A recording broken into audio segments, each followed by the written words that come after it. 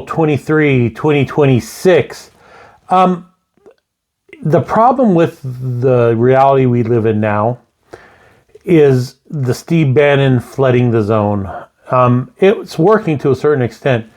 And what I mean by that is there is so much going on right now, so much going on in this country that we've lost interest in or forgotten about or just too focused on other things to talk about.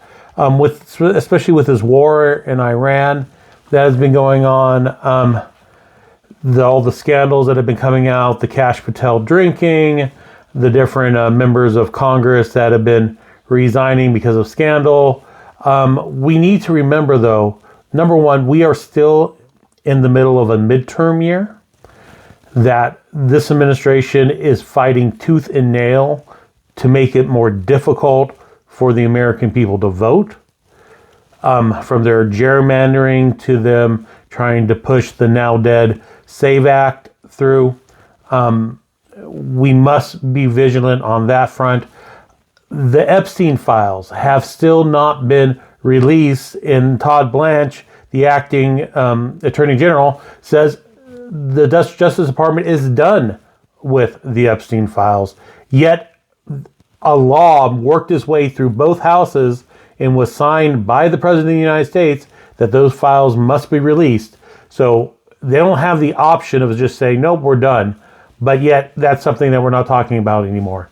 The Department of Homeland Security still has not been funded because the Republicans refuse to enact any kind of oversight over ICE, and the Democrats, to their credit, are not budging on that issue.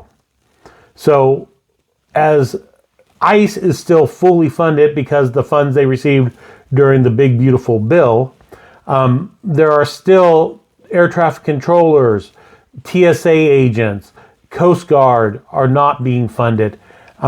Again, because the Republicans refuse to do anything about ICE.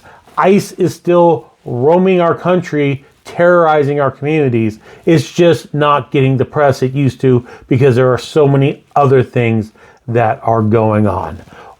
I know it's a lot. I know it's difficult, but we must stay vigilant and we must speak out on these issues and keep them in the forefront, because silence is compliance.